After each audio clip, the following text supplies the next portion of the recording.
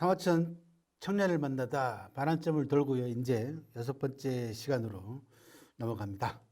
사마천도 이제 청년 기간을 보내고 2년 내지 3년에 걸친 여행을 끝내고 돌아옵니다. 집으로 돌아와서 조정으로 들어갈 준비를 하는 그 단계가 되겠습니다. 자, 우리가 가는 길, 왜 수염이 없을까? 용문의 아들 태어나다, 천놈 서울로 이사하다, 여러 회 만난 사나이 곽해, 자식을 사랑하면 여행을 보내라. 지난 5번째 강의 여행 얘기를 했었죠. 오늘은 스승을 찾아서라고 하는 제목으로 사마천의 스승 이야기를 해보도록 하겠습니다.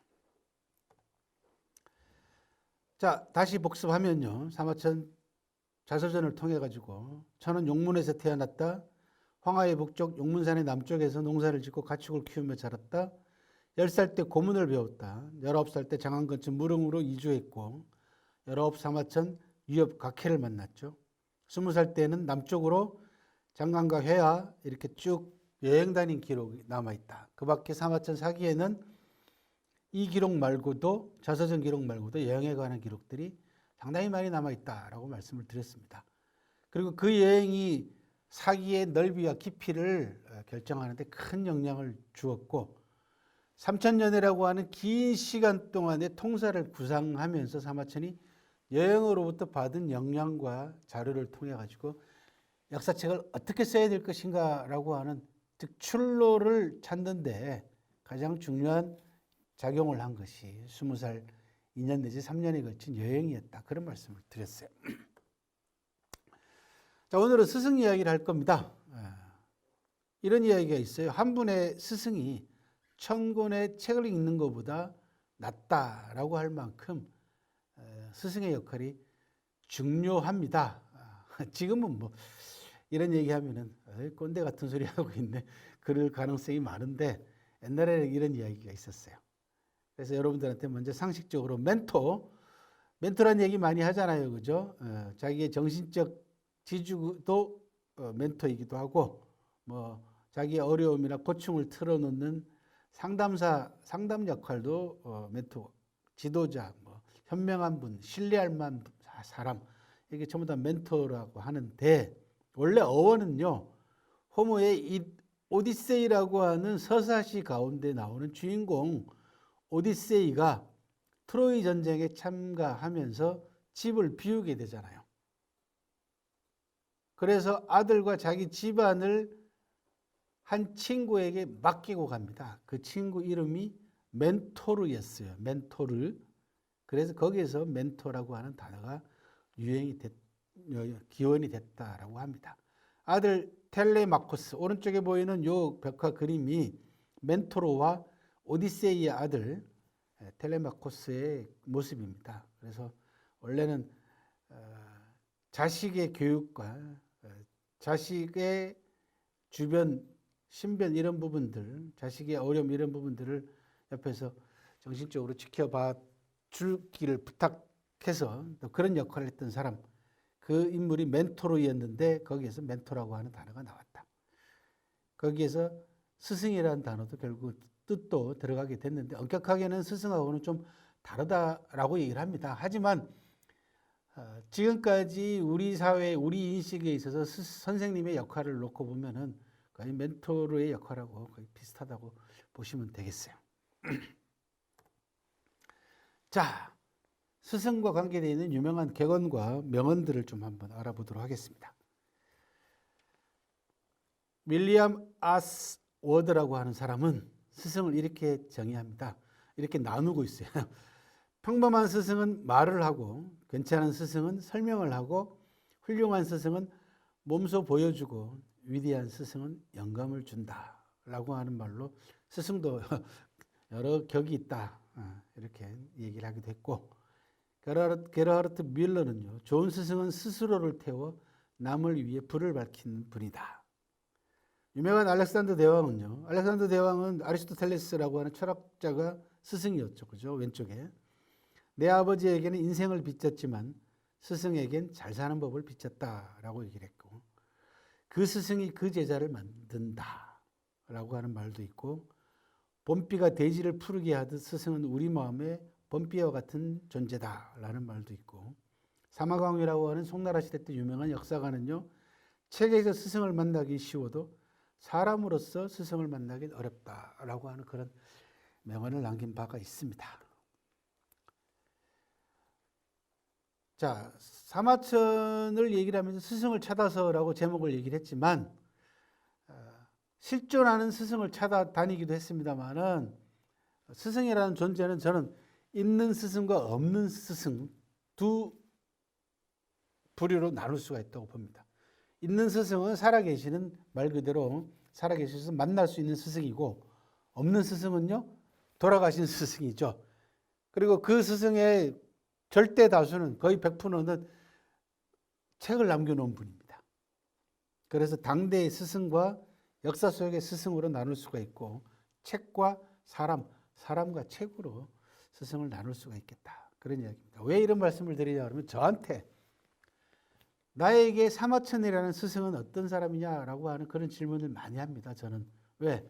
이분을 평생 스승으로 모시고 살았기 때문에 그렇습니다. 없는 스승이죠. 존재하지 않는 스승이죠. 사기라고 하는 역사책 속에 존재해 계시고, 제 마음속에, 제 정신 속에 살아계시는 스승일 뿐이지 현실 세계에서는 존재하지 않는 스승님이죠. 평생 공부하고 존경하고 사모하고 따르는, 그리고 저를 늘 나쁜 길, 옳지 않은 길로 빠지지 않게 지켜주는 버팀목이자 등불 같은 분입니다.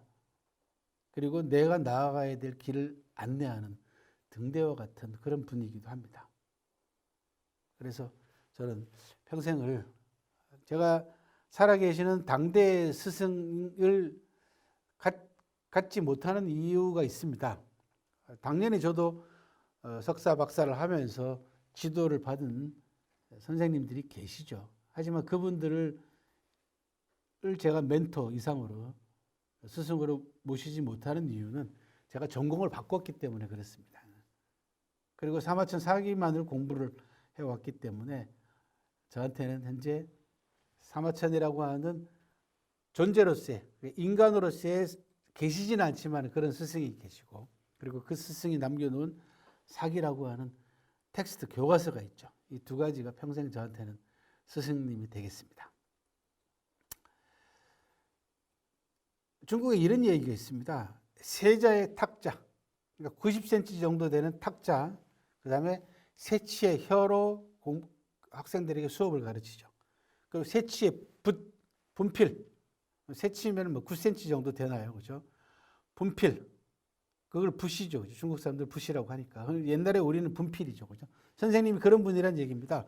선생님은 세치의 탁자에 서서, 그죠? 기대고 서서 말로써, 그죠? 세치의 혀로써, 그리고 붓과 분필로써 3,000그루의 복숭아 나무와 자두나무를 길러낸다, 이런 얘기가 있습니다. 그러니까 90cm 되는 탁자와 그 다음에 말씀과 그 다음에 분필을 가지고 봄이면 향기로운 꽃을 피우고 가을이면 맛난 열매를 주렁주렁 매달아 놓는, 그래서 많은 사람들로부터 존경받고 많은 사람들로부터 본받고 싶어하는 그런 무려 3,000명이나 되는 그런 인재를 길러내는 분이 스승이다, 그런 얘기죠. 참 멋있는 말이죠, 그죠? 세자의 탁자, 세치의 혀, 세치의 붓 또는 분필이 3,000그루의 복숭아 나무와 자두나무를 길러낸다. 와, 참 멋있습니다, 그죠? 3,000이라는 단어는 아무래도 공자님을 염두에 둔 것 같아요. 왜 그러냐면 공자님의 제자들이 가장 많았을 때가 3,000명이나 됐다고 얘기를 하니까 그렇게 얘기를 했던 것 같습니다. 아무튼 저한테는 인간 존재로서의 사마천이라는, 살아계시진 않지만 2100여 년 전의 스승, 그리고 그 스승이 남겨놓은 위대한 교과서, 사기라고 하는 책, 이 책을 통해서 저는 끊임없이 하루에도, 그죠? 24시간, 잠자는 시간, 때로는 꿈속에서도 보고 뵙고 배우고 공부하고 있습니다. 잠깐 이야기를 노래로 한번 돌려볼게요.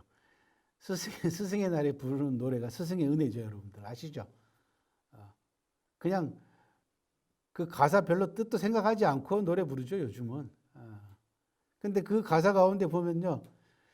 스승의 은혜는 하늘 같아서 우러러 볼수록 높아만 지네. 요 대목이 있어요. 그죠? 맞죠? 예.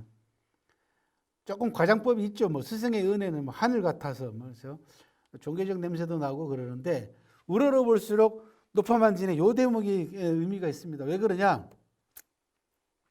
우러러 볼수록 높아만 지네. 이 대목은요. 사마천하고도 관계가 있습니다.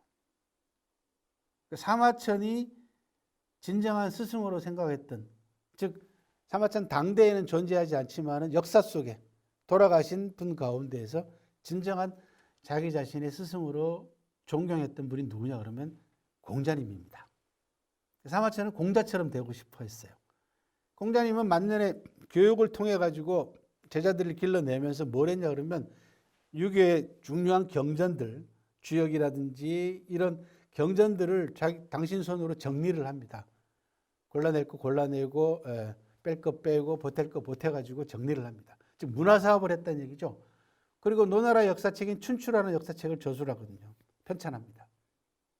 그러니까 사마천이라는 역사학자한테는 늘 롤모델은 누구냐 그러면 공자님이었어요. 그래서 공자님에 대한 전기를 사기 속에 남깁니다. 그게 공자세가라는 겁니다. 공자세계라고 해서 공자님의 전기를 남겨요. 굉장히 중요한 기록입니다. 그리고 그걸로도 아쉬워가지고 사마천은 공자님의 제자들에 대한 기록도 남겨요. 중리 제자 열전이라고 해서 제자 70여 명에 대한 기록도 남깁니다. 수제자들의 기록을. 그러니까 사마천이 공자를 얼마나 존경했는지 아시겠죠. 그 공자님에 대한 평가를 사마천은 시경에 나오는 육아의 경전 가운데 노래책인 시경에 나오는 한 대목을 빌려가지고 공자님을 높이 평가합니다. 그게 뭐냐 그러면 여러분들 지금 사진에서 보고 계시는 고산앙지라고 하는 네 글자였어요. 그리고 그 뒤에는 기경내강이라고 해서 네 글자가 더 있습니다. 시경에 나오는 대목이야. 무슨 뜻이냐? 고산앙지, 높은 산은 우러러 본다는 뜻이고 기경내강은 큰 길은 따라간다라는 뜻입니다. 그러니까 위대한 스승에게 바치는 헌사 같은 거예요. 스승을 높은 산에다 비유했죠. 그 높은 산은 우러러 봐야 될 거 아닙니까? 고개를 쳐들어야 되죠. 당연히. 왜? 그분이 해놓은 업적이 너무나 크고 높기 때문에 우러러 보죠. 그리고 그분이 내놓은 길이 워낙 크잖아요. 큰 길이잖아요. 그러니까 내가 길을 내는 것보다 스승이 내놓은 길을 따라가는 게 얼마나 제자들은 편하겠어요. 선구자들이 그만큼 중요한 겁니다. 누군가가 길을 내놓으면 그 길은 많은 사람들이 따라가죠. 한 사람이 그 길을 개척할 때는 너무너무 힘들죠. 사마천은 그 길을 내기 위해서 자기 자신의 성기까지 잘랐지 않습니까? 역사학이라고 하는 중국에서 본격적인 역사학의 길을 낸 사람이란 말이에요. 그리고 그 길을 사마천이 그 길을 갈 수 있게 만들어주는 또 하나의 정신적인 멘토는 누구였냐 그러면 공자였어요. 그래서 공자님의 인품과 공자님의 업적을 뭐라고 표현했냐면 고산왕지 기경내가 높은 산을 우러러 보고 큰 길은 따라간다 이렇게 평가를 했단 말이죠. 스승의 날에 부르는 스승의 은혜라고 하는 노래 가운데 우러러 볼수록 높아만 지네라고 하는 요 대목은 사마천이 공자님의 존경심을 나타내는 고산앙지를 따온 가사입니다. 높은 산은 우러러 본다. 우러러 볼수록 높아만 지네. 스승의 권위와 스승에 대한 존경심이 지금 거의 바닥에 떨어졌죠. 그죠? 바닥에 떨어지다 못하고 땅속을 뚫고 들어가고 있는데요. 선생님, 스승에 대한 의미를 여러분들, 사마천과 공자 두 사람은 시차가 약 300년 납니다. 400년 납니다. 사마천은 기원전 145년에 태어났고 공자님은 기원전 551년에 태어났기 때문에 410년 정도 가까이 차이가 나요. 400년이면 우리가 대수로 따지면 10대가 훨씬 넘습니다. 10몇 대 할아버지입니다. 그분을 자기 자신의 정신적인 스승으로 삼고 존경했다는 거죠. 그리고 그 존경의 표현을 고산앙지 기경내강으로 표현을 했어요. 그런데 오늘날은 그 고산앙지가 사마천 사당관 무덤 입구에 딱 서 있습니다. 높은 산은 우러러 본다. 후대 중국 사람들이 사마천이 닦아놓은 길, 사마천의 업적을 사마천이 공자님에게 보냈던 존경의 헌사를 그대로 사마천에게 돌려주는 그런 모습을 사마천의 고향 마을에 가면 사당과 무덤 위로 올라가는 입구에서 확인을 할 수가 있습니다. 저는 늘 이 입구에 고산항지 네 글자를 보면서 참 오늘날 우리 사회에 있어서의 진정한 스승은 어떤 모습이어야 되나, 그리고 권위가 떨어진 실추된 스승의 권위와 스승의 존경심을 어떤 방식으로 되살려야 될까, 그런 고민을 많이 하고 삽니다. 사마천이 스승을 찾아서는 바로 안 계신 스승 공자가 가장 중요한 스승이었다. 사마천이 공자님에 대해서 한 칭송입니다. 읽어볼게요. 시경에 높은 산은 우러러보고 큰 길은 따라간다 라는 말이 있다. 내 비록 그 경지에 이르지는 못할지라도 마음은 항상 그를 동경하고 있다. 나는 공자의 저술을 읽어보고 그 사람됨이 얼마나 위대한가를 상상할 수 있었다. 노나라에 가서, 공자님의 고향이죠, 공자의 묘당, 수레, 의복, 예기를 참관하였고 여러 유생들이 때때로 그 집에 모여서 예를 익히고 있음을 보았다. 그리고는 존경하고 사모하는 마음이 우러나 머뭇거리며 그곳을 떠날 수가 없었다. 역대로 천하에는 군왕에서 현인에 이르기까지 많은 사람들이 있었지만 모두 생존 당시에는 영화로웠으나 일단 죽으면 그것으로 모든 것이 끝나고 말았다. 그러나 공자는 평민으로 평생을 보냈지만 10여 세대를 지나왔어도 여전히 학자들이 그를 추앙한다. 천자 왕으로부터 나라 안에 유계를 담론하는, 이야기하는 모든 사람들에 이르기까지 다 공자의 말씀을 판단 기준으로 삼고 있으니 그는 참으로 최고의 성인이라고 말할 수 있겠다. 이렇게 안 계신 스승 공자를 칭송하고 있습니다. 정말 가슴속에 막 와 닿습니다. 제가 사마천을 존경하는 마음을 사마천이 공자님을 존경하는 마음으로 대신 해주는 것 같은 그런 훌륭한 말씀이었고요. 공자님 이야기를 좀 더 하고 넘어가도록 하겠습니다. 공자님은 유가의 성인이죠, 그죠? 우리나라에도 지대한 영향을 미쳤죠. 고려 말에 성리학이 들어와서 유교가 국가를 다스리는 통치 이념으로 조선시대 때는 확립이 됐고, 그리고 공자도 성인으로 추앙받았죠. 우리도 중국 사람이긴 합니다만은 중국에 가면은 공자님을 모시는 사당이 있습니다. 그거를 공묘라고 합니다. 무덤 묘자가 아니고 사당 묘자고, 그 공묘 가운데 가장 중요한 건물이 지금 보고 계시는 대성전이라는 겁니다. 우리나라에도 여러분들이 향교에 가면 대성전이 있잖아요. 대성이란 말은 공자님의 별명입니다. 크게 성취했다라는 거고, 공자님의 별칭 가운데 맹자께서 책 속에다가 공자님을 뭐라고 평가했냐면 집대성한 분이다, 이렇게 집대성이라는 단어는 여러분들 들어보셨잖아요. 어느 한 분야의 모든 연구성과 학문성과를 한데 참 더 모아가지고 크게 성취한 부분을 집대성했다고 얘기를 하거든요. 그 집자를 떼고 대성이라고 공자님의 별칭을 붙였어요. 그래서 공자님을 모신 사당의 가장 중요한 건축물은 대성전이 되겠습니다. 여러분들 대성전을 보고 계시고, 그 대성전 안을 보면은 공자님의 상이 모셔져 있고, 그 상, 대성전 내부에 편액들이 많아요. 글자를 새겨놓은 여러 가지 현판들 가운데에서 저 위에 보고 계시는 요거 만세사표, 영원한 스승님의 표상이다라는 뜻이에요. 만세사표는 공자님의 별명이고 가장 대표적인 별명은 스승님이라는 뜻입니다. 공자님의 별칭은 많습니다. 금성옥진, 쇳소리하고 옥이 떨리는 소리다라는 뜻이죠. 중국에서는 이제 뭔가 큰 행사가 있을 때마다 악기를 연주를 합니다.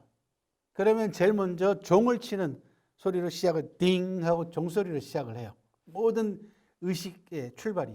그게 금성이에요. 그 다음에 제일 마지막은 경이라고 해가지고 돌로 만든 악기 있죠. 석경이라고 합니다. 옥으로 만들기도 합니다. 그죠? 옛날에는 돌하고 옥이 뭐 별 차이가 없었으니까 그 옥으로 된 석경을 땡 칩니다. 그게 옥진이에요. 그러니까 처음과 끝이라는 얘기죠. 공자님은 처음이자 끝이다, 그런 분이다라는 얘기입니다. 종결자다, 그런 얘기죠, 그죠? 그 다음에 집대성 좀 전에 설명을 드렸고, 그다음에 대성지성 문선왕이라고 하는 긴 훗날 여러 왕조에서 황제들이 공자님에게 왕이라는 칭호를 보냅니다. 그때 대성이라는 단어를 따고 그다음에 지성이라는 단어를 땁니다. 지극한 성인이라는 단어를 따고 인문학을 널리 알린 분이다, 왕이다 해서 문선왕 해서 대성지성 문선왕이라고 하는 공자님 무덤 앞에 묘비석에 저렇게 새겨져 있는 글이고요. 선사니보, 그러니까 가장 이른 스승님인데 니보라는 말은 공자님이 자가 중리예요. 중리. 이름은 구조, 공구고 이름은 구고, 자가 중리입니다. 왜 그러냐면 공자님께서 태어난 산 이름이 니구산이에요. 그래서 뒤에 부자, 아비 부자는 존칭입니다. 읽을 때는 보라고 읽어요. 그래서 선사니보 하면은 앞선 선생님인데 니구산에서 태어난 선생님이다. 그런 뜻입니다. 이런 별칭들을 가지고 있고 지금 보고 계시는 사진이 사마천이 가장 존경했던 살아계시지는 않지만 역사 속에 스승으로 모셨던 공자님의 무덤입니다. 그 무덤수 앞에 비석에 새겨져 있는 묘비의 글씨가 대성지성 문선왕 지묘예요. 대성지성 문선왕인데 보시면 왕자가 아니고 간자로 되어 있죠. 이게 밑에 짝대기가 하나 더 있어야 되는데 짝대기가 안 보이죠. 그런데 가까이 가가지고 이렇게 고개를 들이밀고 안쪽을 보면은 저 밑에다가 짝대기를 하나 더 그어놨어요. 왕자가 보입니다.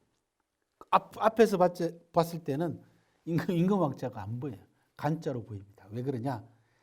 공자님 무덤을 참배하러 오는 사람 가운데 진짜 왕이 있을 수가 있잖아요. 현실 속에서 그 진짜 왕이 공자님 무덤 앞에 와가지고 아니 자기보다 공자님은 평민 출신인데 대성지성 문선왕 묘 왕자가 딱 보이면은 자존심이 상할까봐 그 사람들을 배려해서 저렇게 가서 고개를 내밀고 쳐다봐야만이 보이게 썼다라고 하는 그런 이야기가 전해옵니다. 나중에 곡부 가셔가지고 공자님 무덤 공림이라고 합니다. 무덤 가셔서 참배를 하시고 꼭 한번 확인해 보시기 바랍니다. 이 밖에도 사마천은요 당대 스승한테도 배웁니다. 당대 스승 가운데 가장 대표적인 스승은 아버지입니다. 사마천 아버지 사마담은요 공자의 사마천의 최초의 스승이었습니다. 그리고 사마담의 스승들이 있습니다. 이때 스승들이라는 게 굳이 나이가 굉장히 위인 연상자만이 아닙니다. 한 분야에 전문적으로 전문가가 있으면 그 사람이 젊든 어리든 나이가 많든 간에 배우면은 그분이 스승이 되는 거죠. 사마담의 스승이 있어요. 아버지의 스승들은 천문학을 전문가였던 당도라고 하는 스승이 있었고 역에 정통한 양하라고 하는 스승도 있었고 도가의 이론에 정통한 황자라고 하는 선생님이 있었습니다. 사마천은 당연히 이분들하고도 교류가 있었고요. 그리고 유가의 최고의 전문가들로서 공안국과 동중서라고 하는 당대 최고의 학자들도 사마천이 직접 찾아가서 공부를 배웠습니다. 20살 여행에서 돌아온 사마천은요. 이런 역사 속의 스승과 계시지는 않지만 역사 속의 스승과 당대에 활동하고 계시는 이런 스승들을 만나가지고 자기가 보고 들은 바를 더욱더 깊이 있게 학문과 이론으로 체계를 잡는 그런 과정을 밟아가는 그런 과정이었고 오늘 이야기는 바로 스승에 관한 이야기였습니다. 자, 복습과 예습은요. 김영수의 좀 알려준 곡 유튜브 그 다음에 책은 네 권의 책을 참고하시면 되겠습니다. 자, 우리 이제 반할점을 돌았습니다. 이제 결승선이 가까워져 보입니다. 7강에서 만나도록 하겠습니다.